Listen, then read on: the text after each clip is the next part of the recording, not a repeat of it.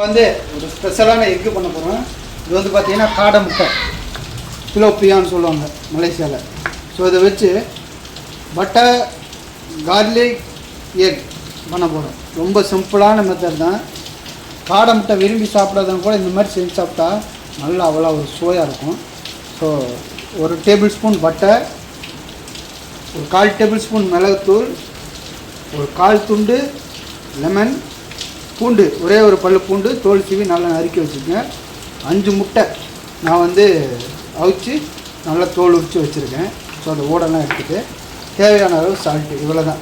நீங்கள் வந்து 10 பேர் 15 பேர் எத்தனை பேருக்கு வேணாலும் சமைச்சு சாப்பிடுங்க. ஸ்பைசி இருக்காது அவ்வளவு. ஸ்பைசி சவர் எல்லாம் சேர்ந்து ஒரு மாதிரி நல்லா சுவையாக இருக்கும். முதல்ல பட்டரை போட்டுருவோம்.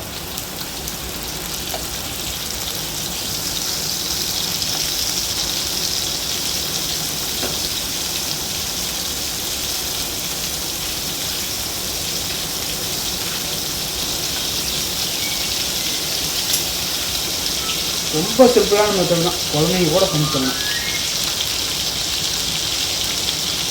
ஸோ பட்டர் நல்லா சூடான பிறகு இதில் பூண்டை போட்டுருவோம்.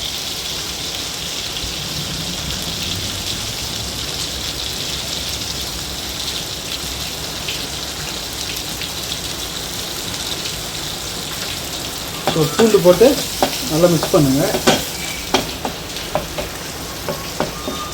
ஸோ பூண்டு போட்டானே ஒரு மனம் கிடைக்கும். அந்த பட்டரு பூண்டு எல்லாம் சேர்ந்து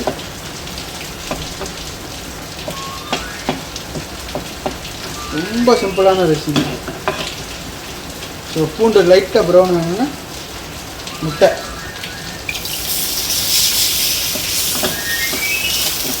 சும்மா சாப்பிட்டே பண்ண மாதிரி தான் வரும் இந்த ரெசிபி. ஸோ இப்போ வந்து மிளகுத்தூள்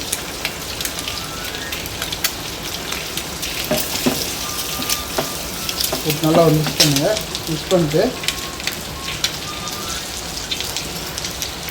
சால்ட்டு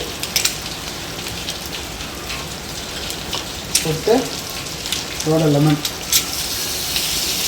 அவ்வளோதான்.